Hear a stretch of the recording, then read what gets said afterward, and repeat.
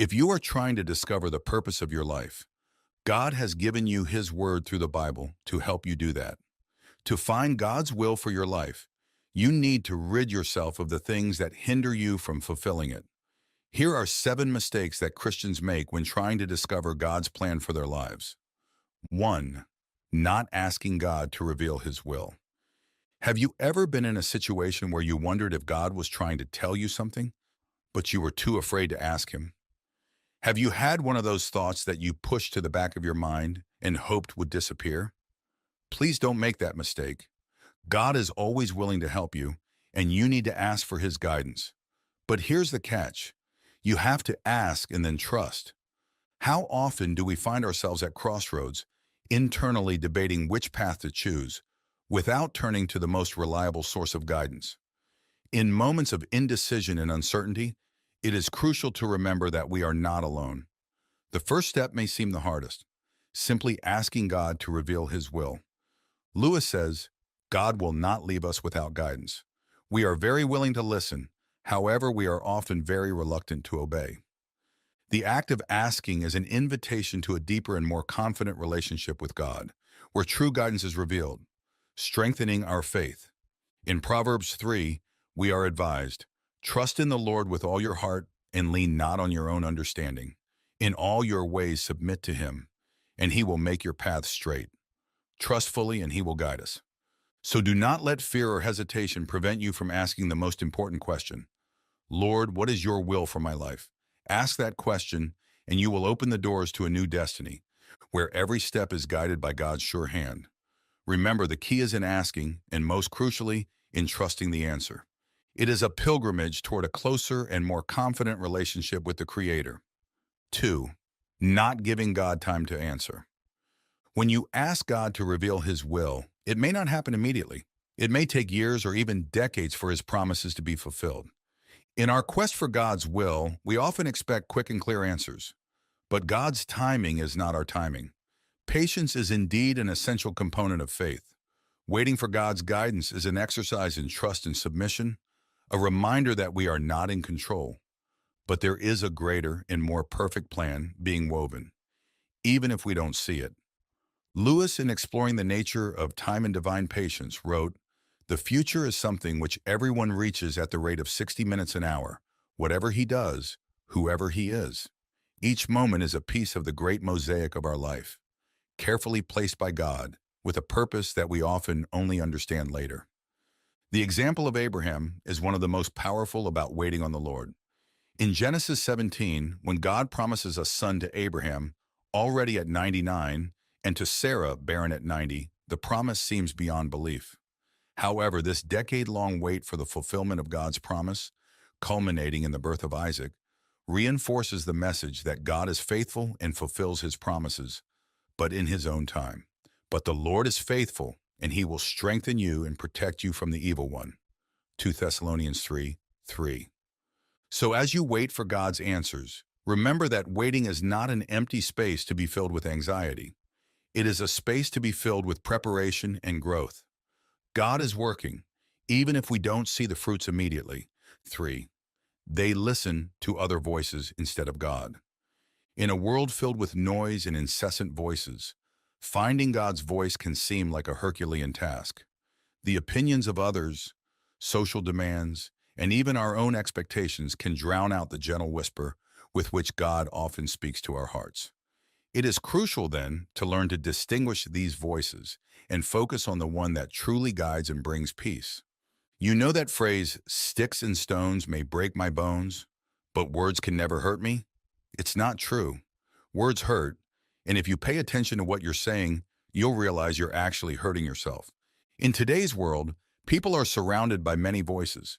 We have thousands of voices clamoring for us to listen to them. Unfortunately, many of these voices distract us from hearing God's voice. C.S. Lewis touches on this point insightfully in his writings, highlighting the importance of being attentive to external influences. In one of his reflections, he observes, "It is what comes out of a man that defiles him." It is dangerous to allow external voices to shape our inner selves, to the detriment of the inner voice, the one that echoes divine truth. The Bible offers clear guidance on how we should proceed amid so many voices. In John 10:27, Jesus says, "My sheep listen to my voice. I know them, and they follow me." This verse not only reinforces the importance of listening to God, but also assures us that, as His sheep, we are capable of recognizing His voice among many others. When you find yourself surrounded by multiple voices clamoring for your attention, take a pause and ask yourself, am I listening to the voice that truly matters? Seeking moments of silence and reflection can help you tune in to God's voice, which always seeks to guide you to paths of peace and truth. How can you today lower the volume of distractions and amplify the voice that guides and comforts? 4. Lack of faith to take a leap of faith. Taking a leap of faith is like walking on water on a starless night. You know the direction, but you can't see the path. This act of trust transcends immediate understanding and challenges us to move beyond the comfort of the known. Fear of the unknown is natural, but it should not be a hindrance when we feel the call to move forward. C.S. Lewis, in his Reflections on Faith and Doubt, once said, "Faith is the art of holding on to things your reason has accepted, despite your changing moods." We need to stand firm in what we know to be true, even when our emotions are unstable and the path ahead seems uncertain. The story of the rich young ruler, as narrated in Mark 10, is a powerful illustration of the struggle between the desire to follow Christ and the attachment to earthly securities. Jesus challenged him to take a leap of faith, to abandon his riches in exchange for treasure in heaven. The young man's inability to give up what he possessed reflects a divided heart, not yet ready to fully surrender to the faith that called him to a life of fullness in Christ. True faith calls us to look beyond human limitations and believe in divine providence. Each leap of faith is an opportunity to witness the transformative power of God in our lives. Ask yourself, what am I holding on to so tightly that is hindering my walk with God? Consider what may need to be left behind to more fully follow Christ. How can you strengthen your faith to take this next crucial step? 5. They don't trust God in all areas of their lives. Trusting God is an exercise in total surrender, not selectivity. It's easy to trust when the sea is calm, the sky clear, and all is well. But the true measure of faith is revealed in storms, when waves threaten and the sky darkens. Trusting God in all areas of our lives means acknowledging that He is sovereign not only in moments of joy, but also in times of challenge and uncertainty. If you've seen other videos here on the channel, you know that C.S. Lewis went through terrible situations in his life, and because of that, he could find strength in God. And then he writes, "We never find the true faith until we find it necessary." Lewis's observations suggest that our faith is more deeply formed and strengthened in moments when we are compelled to rely entirely on God, in times when other aids fail. The commandment to love the Lord your God with all your heart, with all your soul, and with all your mind, as expressed in Matthew 22:37, shows a comprehensive and unconditional trust.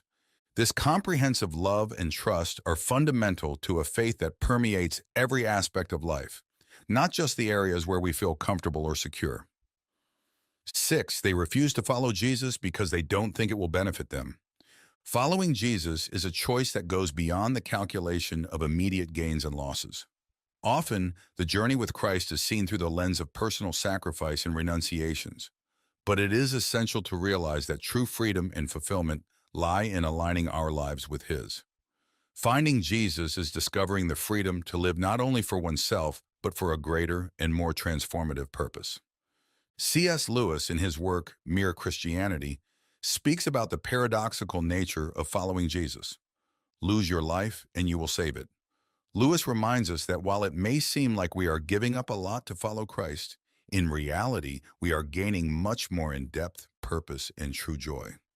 Jesus' invitation in John 14:12, "If you believe in me, you will do what I have been doing," is not just a call to replicate His miracles, but primarily to adopt His way of love, service, and self-sacrifice.